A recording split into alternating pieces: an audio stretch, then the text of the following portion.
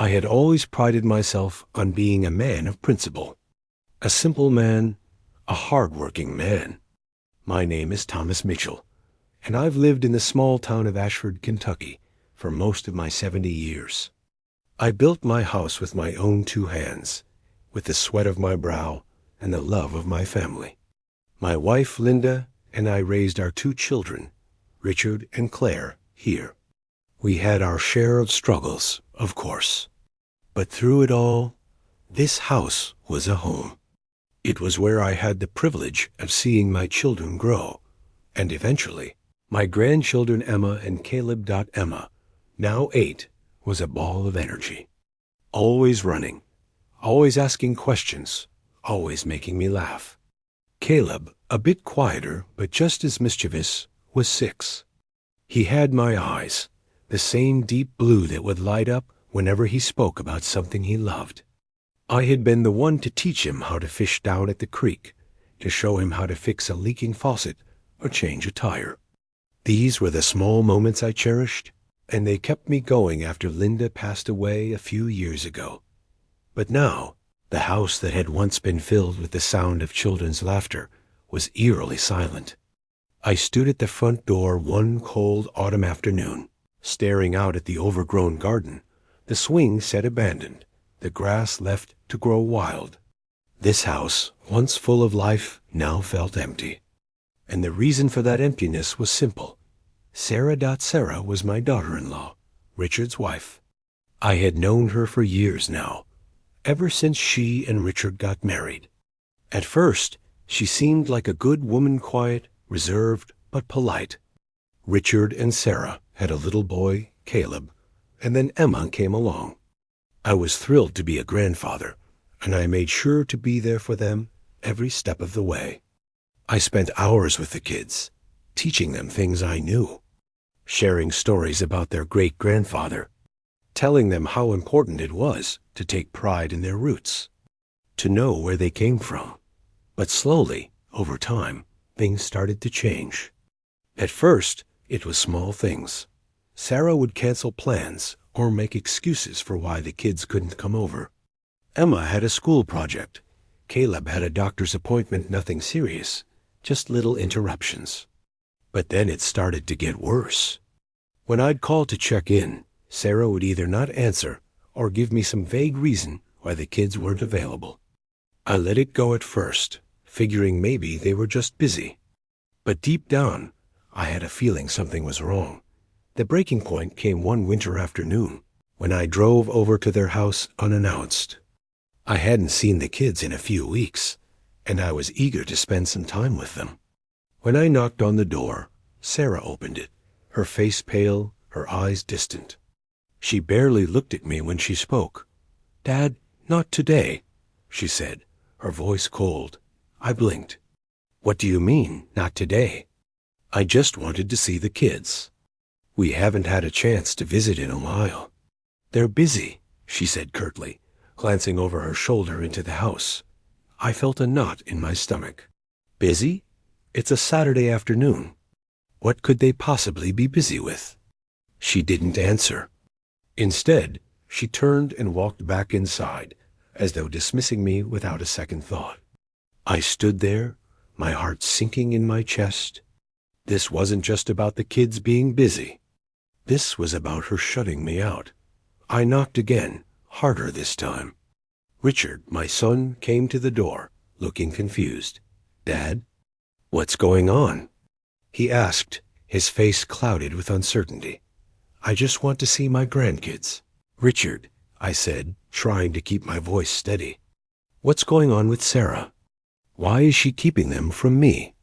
Richard sighed, rubbing his forehead. "It's not like that, Dad.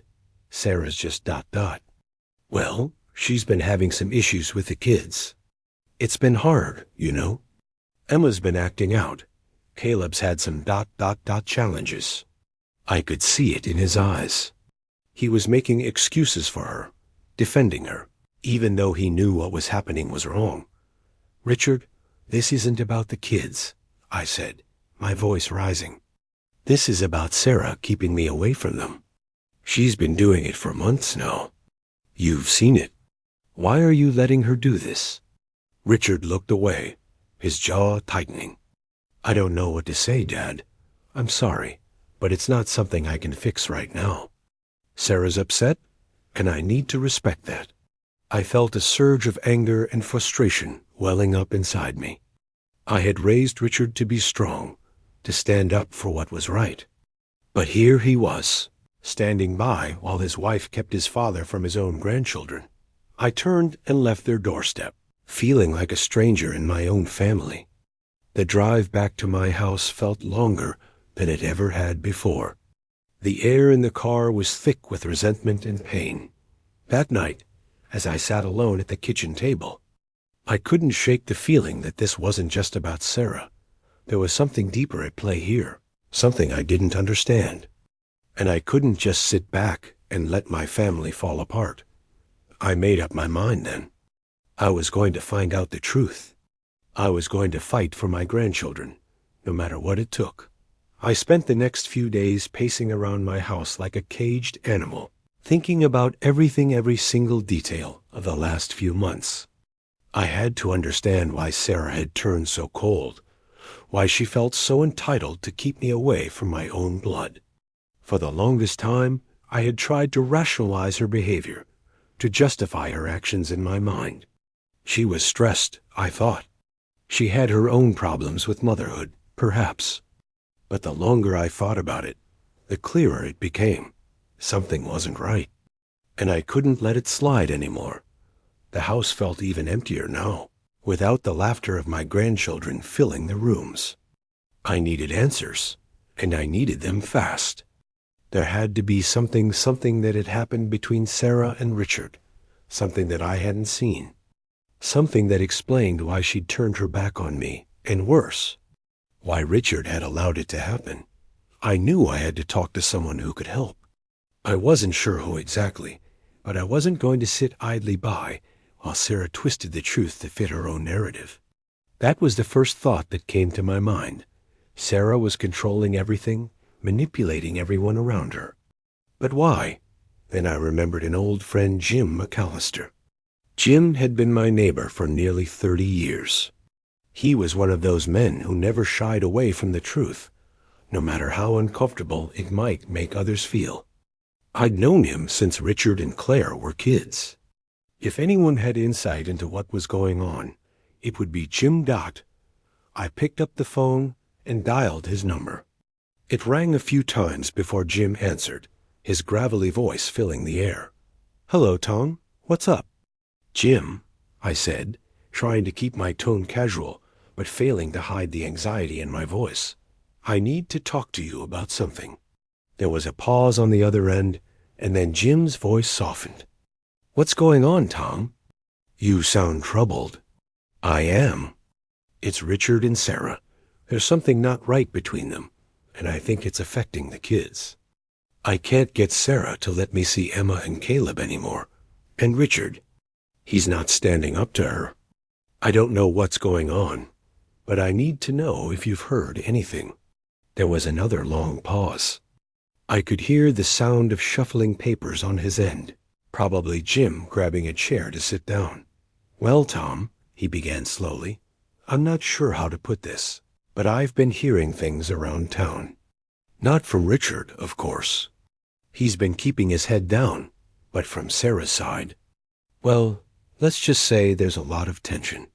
I leaned forward, my heart thumping in my chest. "What kind of tension?" "Well, it's complicated," Jim said, his voice low. "Sarah's been under a lot of pressure lately. She's got a lot of things on her mind, but there's more. It's like she's been isolating herself, and anyone who's tried to help her, she's pushed away. Richard hasn't exactly been vocal about it, but I've seen the cracks in their relationship. He's been getting distant, not as involved with the kids or the family. People have been talking. This was the first real clue I had gotten. It wasn't much, but it was something. The pieces were slowly starting to come together. Sarah was clearly unhappy, and Richard wasn't helping. But why would she want to push me out of the kids' lives? "Do you know if anything's been going on with the kids?" I asked, My voice tensed. Jim sighed heavily. I don't know, Tom. I haven't heard specifics, but I do know Sarah's been under a lot of stress lately. She's talked about wanting to move out of town, about needing a fresh start. Maybe it's just her way of coping, but it seems like she's decided that cutting people out of her life is the solution. I felt a cold chill creep over me. This wasn't just about Sarah being upset or stressed. She had made a choice, one that impacted me and my family. A choice that was keeping me from the two people who mattered most to me in this world. Thanks, Jim, I said, hanging up the phone with a sense of resignation. I had learned a little, but not enough. Sarah was unhappy, but that wasn't enough of a reason to keep me from seeing my grandkids. There had to be something deeper. I spent the next few days researching, asking around, trying to piece together what had gone wrong. I even spoke with a few of Richard's old friends, trying to find any lead that could explain Sarah's behavior. I had heard whispers about Sarah's dissatisfaction with their marriage, but no one seemed to have the full story. One afternoon, as I sat in the kitchen nursing a cup of coffee, a thought crossed my mind. I'd been so focused on Sarah and her manipulation that I hadn't even considered whether Richard knew the full extent of what was going on. Maybe he wasn't even aware of the way Sarah had been keeping him away from his own family. Maybe she had isolated him too, in her own way. One afternoon, as I sat in the kitchen nursing a cup of coffee, a thought crossed my mind. I'd been so focused on Sarah and her manipulation that I hadn't even considered whether Richard knew the full extent of what was going on. Maybe he wasn't even aware of the way Sarah had been keeping him away from his own family. Maybe she had isolated him too, in her own way. That evening, I decided I was going to confront Richard directly. I couldn't keep beating around the bush. He was my son, and no matter how hard it was, I had to ask him what was really going on between him and Sarah. I called him, asking him to meet me at the diner down the street. I told him it was important, that I needed to talk. When Richard arrived, he looked tired, more so than usual. His eyes were downcast, his shoulders hunched, as if the weight of the world was on him. We sat down at a booth in the corner, and I didn't waste time with pleasantries. Richard, I need to know the truth, I said, my voice firm. I've been trying to understand why Sarah's doing this, why she's keeping me from the kids, and why you're letting it happen. What's going on? He looked up at me, his face a mask of exhaustion and guilt. He opened his mouth to speak, but hesitated. Finally, he exhaled, the words barely escaping his lips. Dad, it's not what you think. She's not well. She's been struggling with depression, and it's affecting everything. I've tried to help, but it's hard, and I could see the pain in his eyes, and for a moment, I felt sympathy. But that wasn't enough. Richard, I said gently, you need to stand up for your family. You need to stand up for your kids, and for your father. I'm not asking for your permission to see them. I'm asking for your help. This isn't just about Sarah's problems. It's about your children, your legacy. Don't let her tear us apart. The look in Richard's eyes shifted. I could see the conflict swirling behind him, the tension between loyalty to his wife and love for his father. But for the first time in a long while, I saw a flicker of clarity. I don't know what to do, he whispered. I'll tell you what to do, I said, leaning in. Help me bring this to light. Help me get the kids back.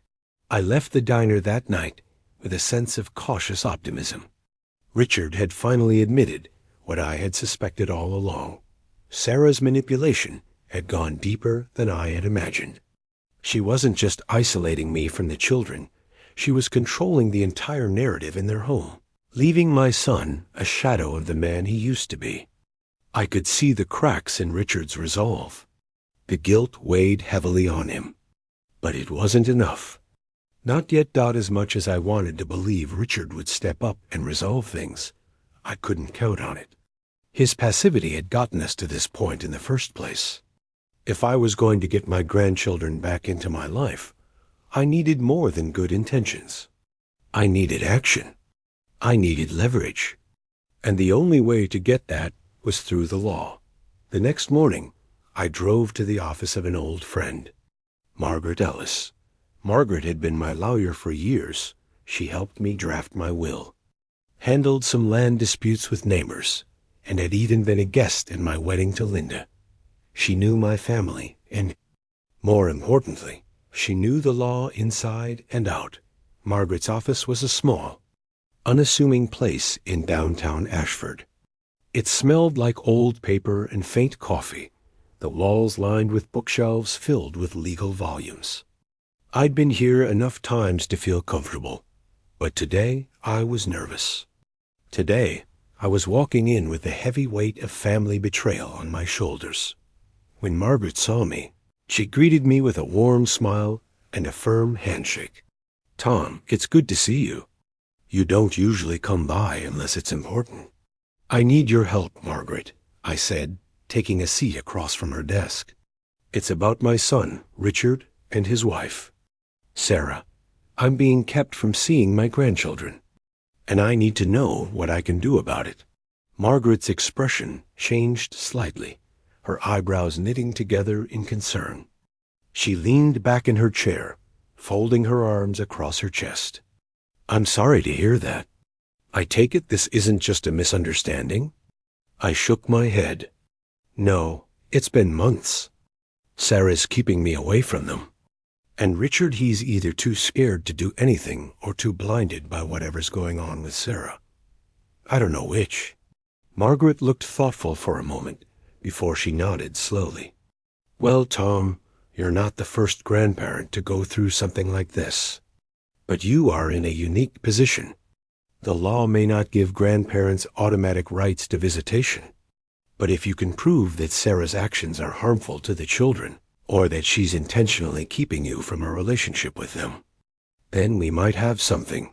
Her words hung in the air like a faint hope, but also a warning. This wasn't going to be an easy fight. "You're telling me I need to prove something?" I asked, leaning forward. "What, exactly?" Margaret shuffled through a stack of papers on her desk and pulled out a few forms. "We'll need evidence.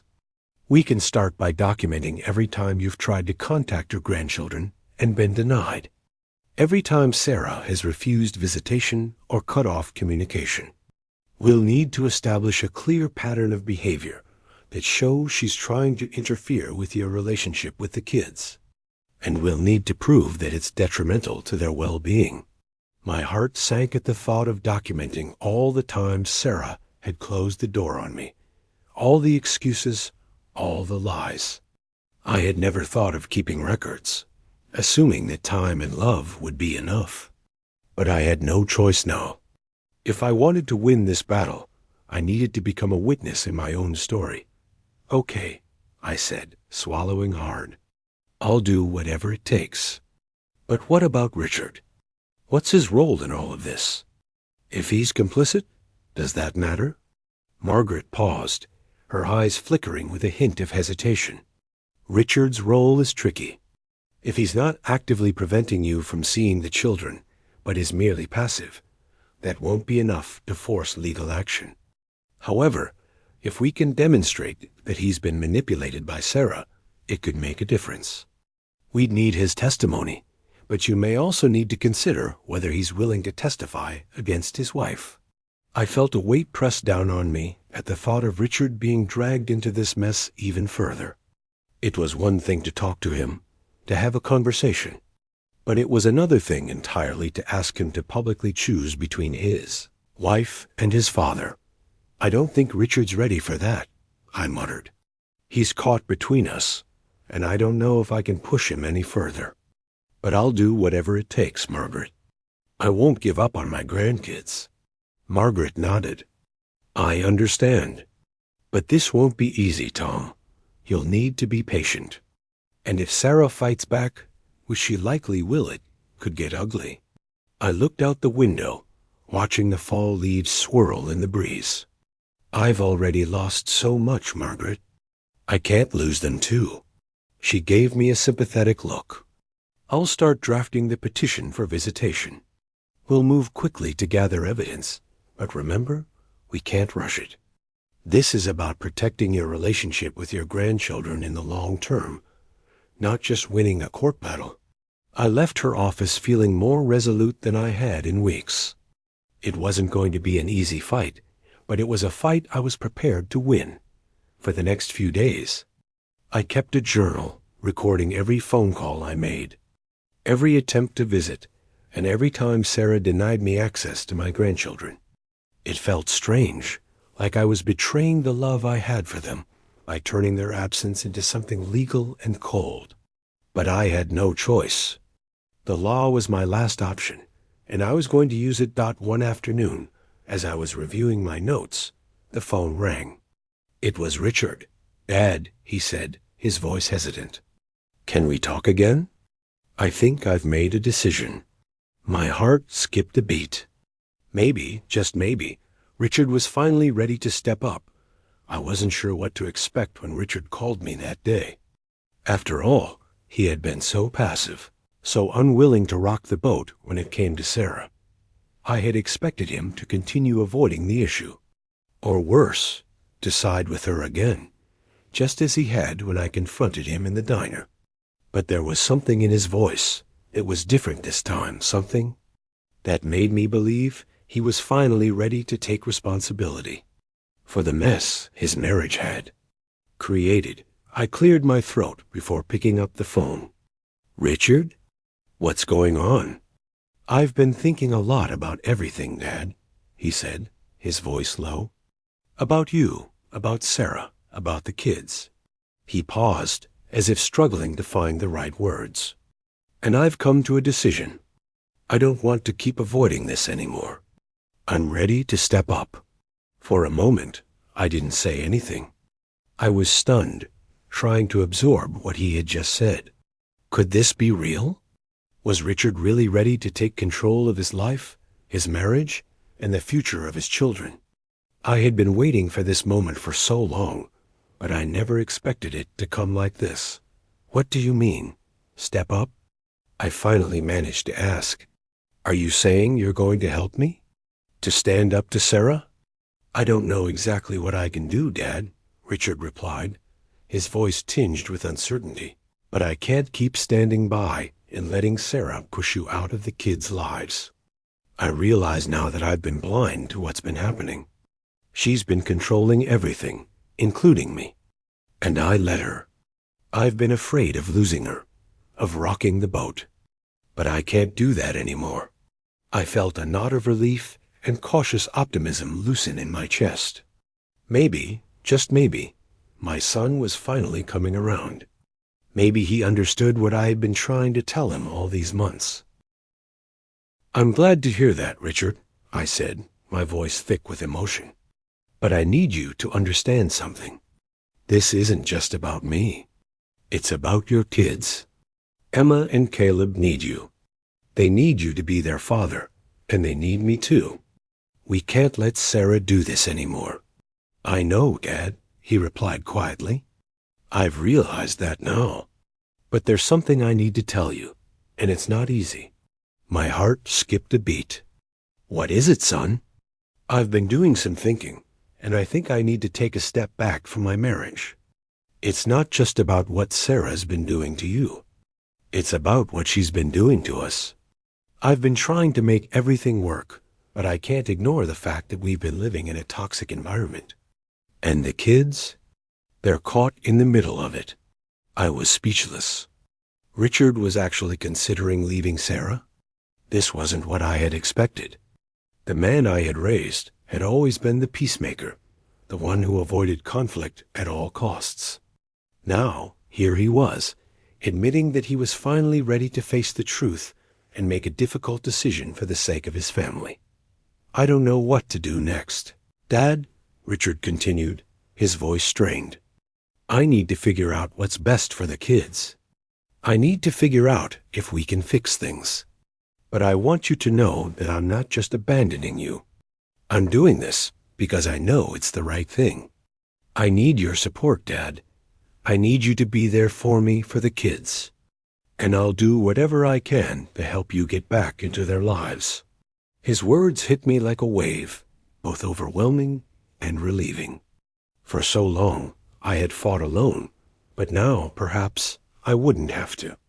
Richard was finally acknowledging the situation, finally ready to take the reins of his own life. It wasn't going to be easy, and I wasn't sure what the future held, but at least we were in this together. "I'll be there, Richard," I said, my voice steady. "I'm proud of you for making this decision. It's going to be hard, but you're doing the right thing." "I hope so, Dad. I really do." The conversation ended with a quiet promise between father and son, a bond that had been tested but was still intact. Richard wasn't sure what would come next, and neither was I, but for the first time in a long while, I felt a sense of hope. That night, I sat in my old rocking chair, staring out the window at the moonlit garden. The quiet of the house pressed in on me, but now there was a flicker of something else, a glimmer of possibility. Maybe I wouldn't have to fight alone.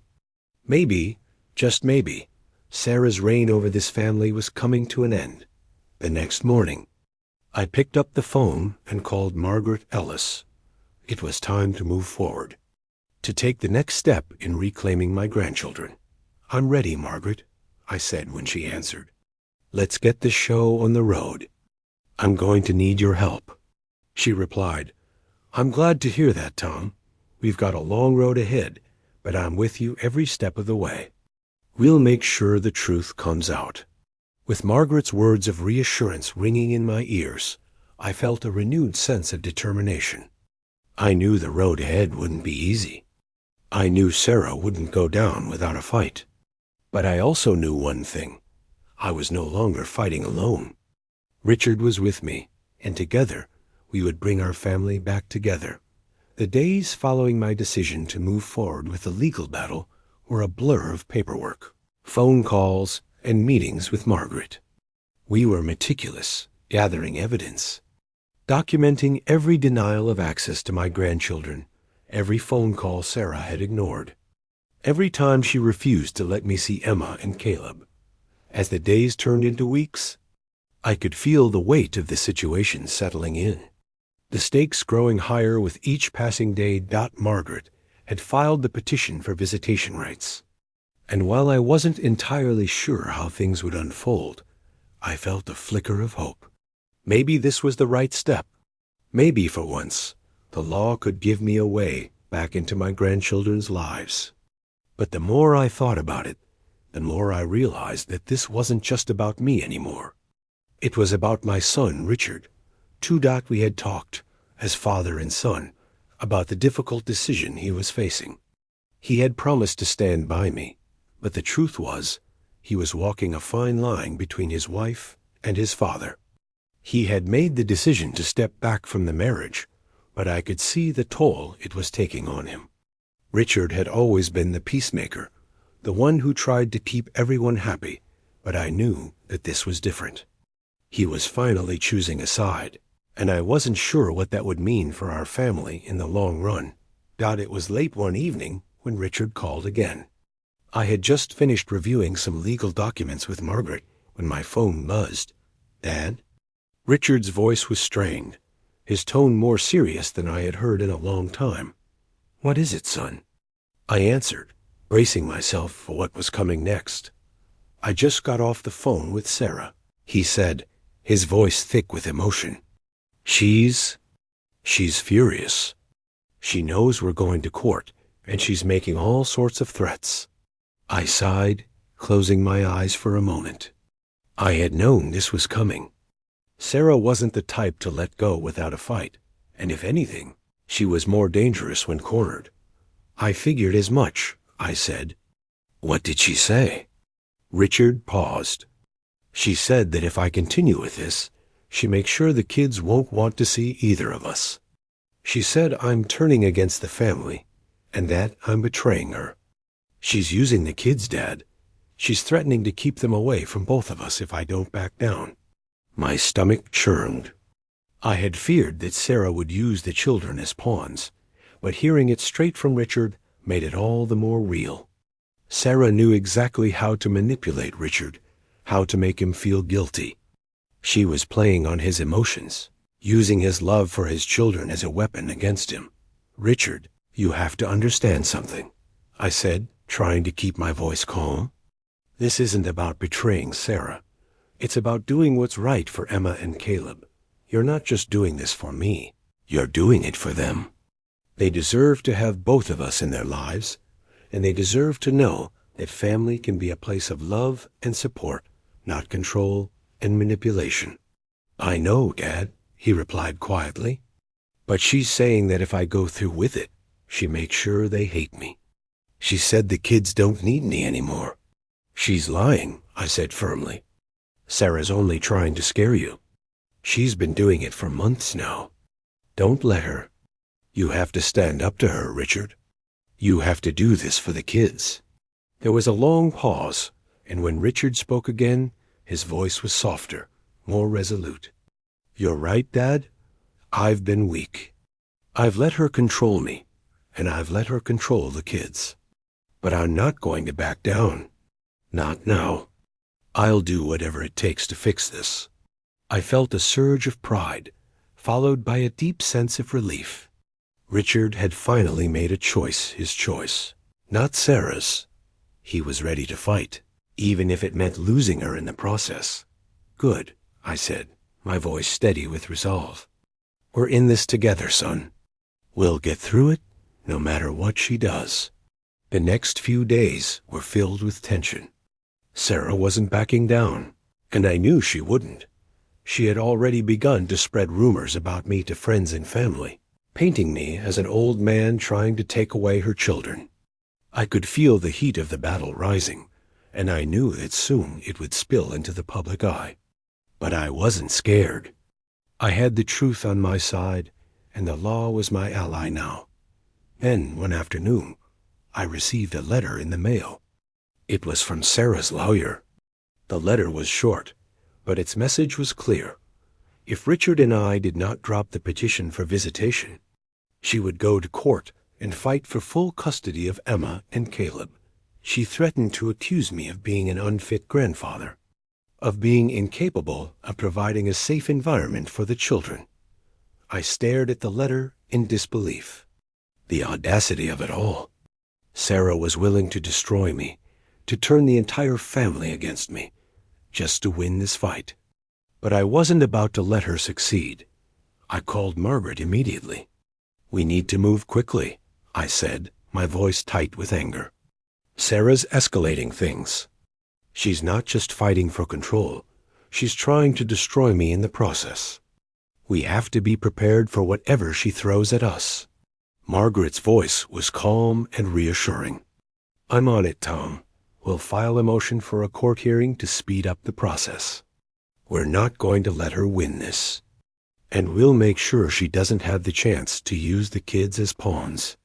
I knew that we were nearing the end of the beginning. The legal battle would be long, and it would be hard. But I was prepared to fight. This was my family, and no matter how far Sarah was willing to go, I would never stop fighting for my right to be part of Emma and Caleb's lives. The day of the court hearing arrived much sooner than I had anticipated. In the days leading up to it, I had tried to prepare myself for the emotional toll this would take. Every time I thought about the upcoming confrontation, I felt a knot tighten in my chest. I had been dreading this moment, but there was no way around it. I had come this far, and I couldn't turn back now. I arrived early at the courthouse with Margaret. She had been guiding me through the legal process with steady hands, explaining every step, every motion we had filed, and every strategy we were going to use in court. But as we walked through the heavy courthouse doors, I could feel the weight of the situation pressing down on me. This wasn't just a legal battle. This was the future of my relationship with Emma and Caleb. Inside the courtroom, the tension was palpable. The cold, sterile walls, the row of empty benches, the low hum of murmured voices, Everything felt like it was closing in on me.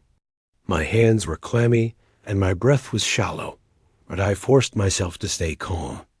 I had to. This was it. This was the moment I had been fighting for.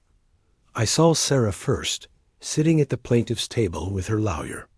She was staring straight ahead, her posture rigid, but there was something in her eyes that made me shiver, a cold, calculating look, as though she was already thinking about her next move. Richard was sitting on the opposite side, looking tense and worn, his eyes occasionally flicking toward me. It was clear he hadn't been sleeping well. I couldn't help but feel a surge of anger as I looked at Sarah. How could she do this? How could she manipulate her own husband, her own children, just to maintain control? It sickened me. But I knew I couldn't let my emotions get the best of me. I had to keep my focus. The judge entered the courtroom and motioned for us all to rise. After the formalities, he gave us each a chance to present our case. Margaret went first, laying out the facts of the petition for visitation and presenting the evidence we had gathered, the phone records, the messages from Sarah, the times I had been denied access to Emma and Caleb. She painted a picture of a grandfather who had been wronged, a man who loved his grandchildren and wanted nothing more than to be a part of their lives. When it was Sarah's turn to speak, I could feel the air grow colder. She stood up with a practiced air of confidence, her lawyer by her side.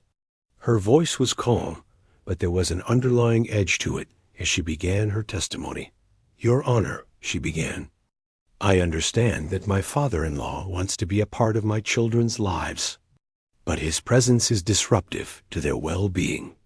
The children are already struggling with many issues, and I believe that allowing them to spend time with him will only make things worse."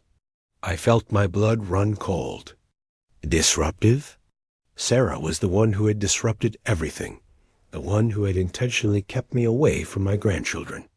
But I didn't speak up. Not yet.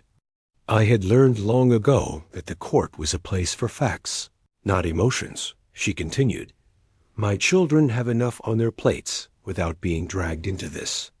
I've done what's best for them by keeping them away from this toxic environment. My husband has been too busy to notice what's been happening under his nose. This petition is nothing but an attempt to force my children into a situation that they're not ready for. I gritted my teeth. Sarah was painting me as some kind of villain, someone who had no place in his own family. And she was doing it with such conviction that I could see people in the room beginning to believe her. It was a masterful performance, but I knew the truth. I wasn't the toxic one. Sarah was. When her lawyer stood up to cross-examine Margaret, I could see the strategy unfolding. They were going to attack my character, to twist everything we had presented, and try to paint me as an unfit grandfather. They would try to turn the tables, make me out to be the bad guy. But Margaret was ready.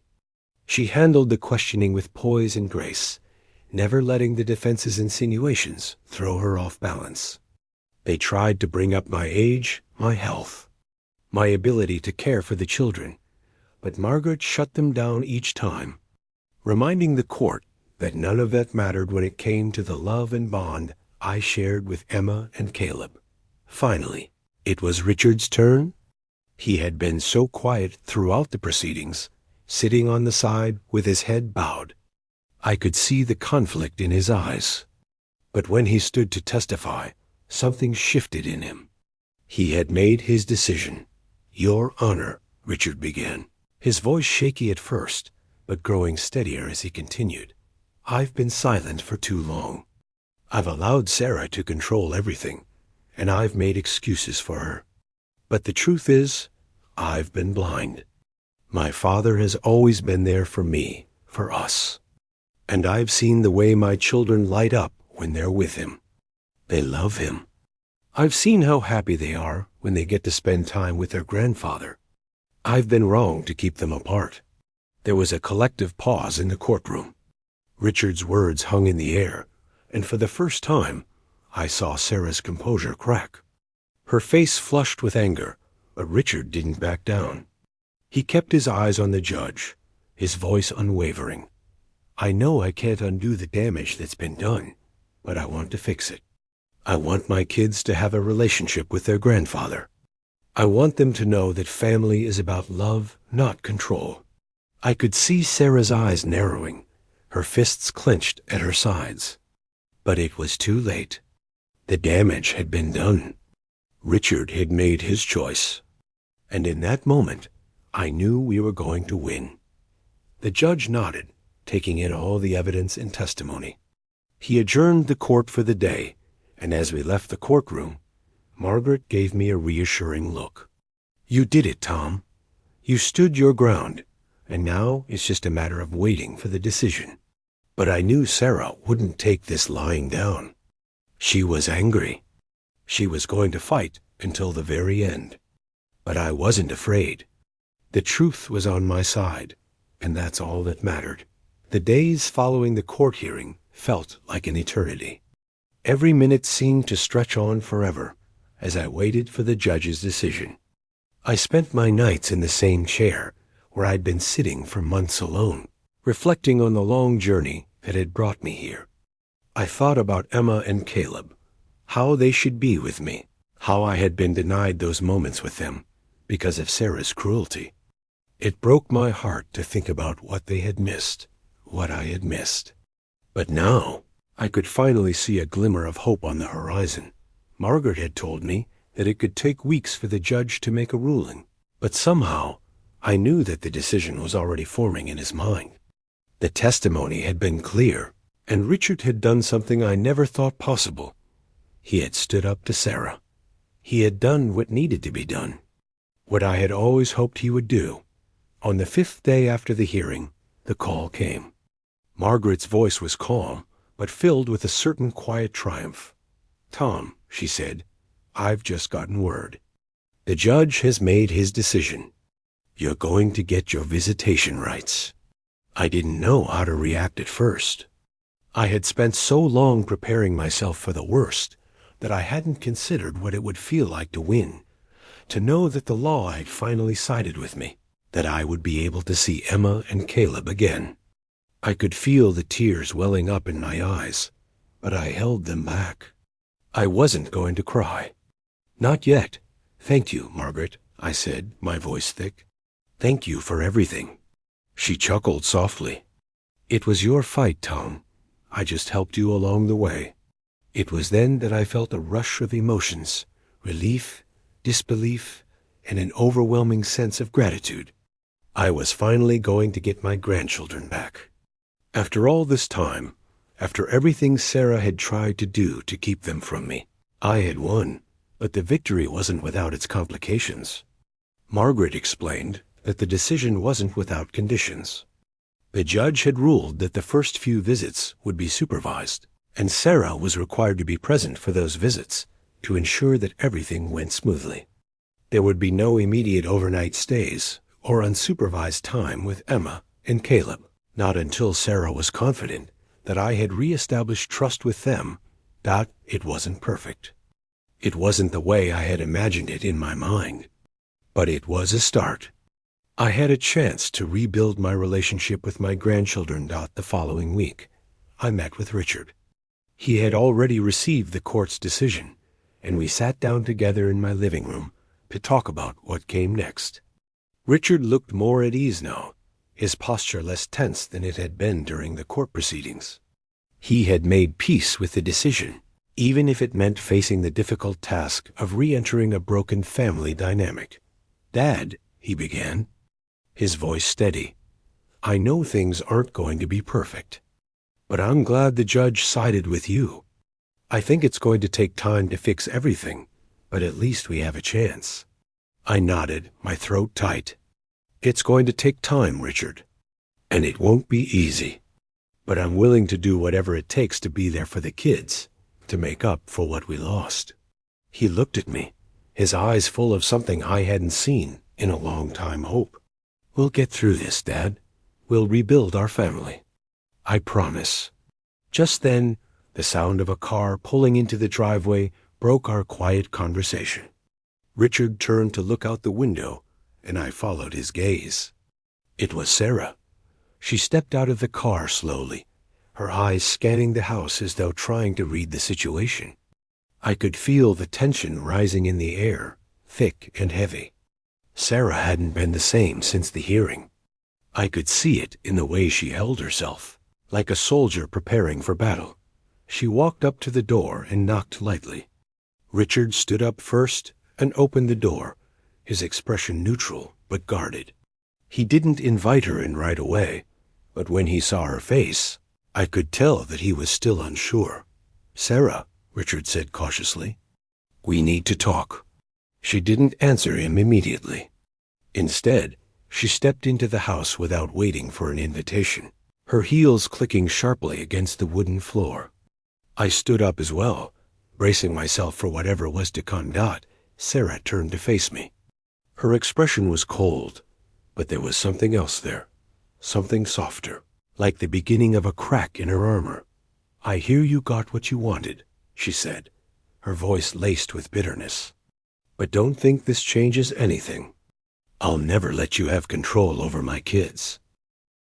I met her gaze steadily. "You never had control over them, Sarah. You just thought you did." Her eyes narrowed at my words, but I didn't flinch. I had won. The law had sided with me, and it was clear that Sarah could not bully me into submission any longer. "I won't stop fighting for them," I said quietly. "But I don't want to fight with you, Sarah. I just want to be a grandfather to those kids." There was a long, uncomfortable silence before she finally spoke again. "You may have won the battle, Tom, but don't think this is over. The kids will never look at you the same way again. I'll make sure of it." I felt a pang of sadness in my chest. I had hoped for reconciliation, but I knew that it wasn't going to come easily. Sarah's grip on the children was too tight, and she wasn't going to release it without a fight. But I didn't care. I had made it this far, and I would keep fighting, not just for my rights, but for Emma and Caleb's future. "Do what you must, Sarah," I said, my voice calm but resolute. "I'll be here when you're ready to do what's best for them." I watched as she turned and walked out of the house, leaving me with a quiet sense of resolution. The war wasn't over, not by a long shot. But I had won this battle, and I would fight to the end for my family. The days that followed Sarah's visit were quiet, but there was an underlying current of tension in the air. I knew this wasn't over. Sarah wouldn't let it be. But something had shifted. For the first time in a long while, I could feel the weight of her power starting to loosen. The court ruling had given me a foothold, and I wasn't going to back down. I had come too far. Margaret had warned me that it would take time for Sarah to accept the decision. But she also assured me that the legal system was on our side. The court had granted me supervised visitation rights, but the nature of the ruling had ensured that Sarah would have to work with the arrangement, not against it. She had no choice but to comply. And while I knew she wouldn't go down without trying to sabotage things at every turn, I could sense that her control was beginning to crack. Richard, too, had a lot to contend with. He was navigating his own internal conflict, his loyalty to his children, his need to confront his wife's manipulative behavior, and his own regrets about letting things go as far as they had. But to his credit, he had done what I had been hoping for all along. He had finally chosen to stand up, not just for me, but for his own children. His decision to be part of the solution had given me hope. That weekend, the first supervised visit was scheduled. I could hardly contain my excitement. It had been months since I had last seen Emma and Caleb, and as the day approached, I found myself reeling with anticipation. The house felt different now, quieter, but in a way that was filled with possibility. I had set up the living room, laid out their favorite toys, pulled out old photo albums, set up a small puzzle on the coffee table, little things that would remind them of the bond we shared. When the doorbell rang, my heart nearly leapt out of my chest. It was Richard, standing there with both Emma and Caleb by his side. They were holding his hands, their faces a mix of curiosity and apprehension. But when they saw me, when I saw the glimmer of recognition in their eyes, something inside me broke open. "Grandpa!" Emma shouted, her face lighting up as she ran toward me. I crouched down to meet her, my arms open wide. "Emma," I said, my voice thick with emotion. "I've missed you so much, sweetheart." She threw herself into my arms, and I held her tight, feeling the warmth of her small body against mine. Caleb was more hesitant, but he, too, stepped forward, his little hand reaching out toward me. I smiled at him, my heart swelling with love. "Caleb," I said softly, holding out my arms. "It's good to see you, buddy." Slowly, he walked over, his small fingers brushing mine before I scooped him up into my arms. He was heavier than I remembered, but just as sweet, his big blue eyes wide, with wonder. Richard stood off to the side, watching us, his face full of quiet gratitude. "I'm glad you're getting this time with them, Dad," he said, his voice barely above a whisper. I nodded, smiling through the tears that threatened to spill. "I'm not going anywhere, Richard. Not now. Not ever." The first visit went smoothly. We spent the afternoon playing games, reading stories, and eating snacks. I watched as Emma and Caleb slowly warmed up to the idea of seeing me regularly again. They laughed at my silly jokes, helped me build towers out of blocks, and begged for just one more story. It was like no time had passed at all, but I also knew that this wasn't the end. The road ahead would still be challenging. Sarah would continue to fight, of that I was sure. But every time I saw my grandchildren's faces light up, every time they ran to me with open arms, I knew I was on the right path. Later that evening, after the visit had ended and Richard had taken the kids back to Sarah's house, I sat in the living room, reflecting on everything that had happened. I thought about the years of hurt, the years of silence, the years of lost time. But I also thought about the future, about how this visit, this small step, was the first of many. It wasn't going to be easy, but I had my family back. And that, in the end, was all that mattered.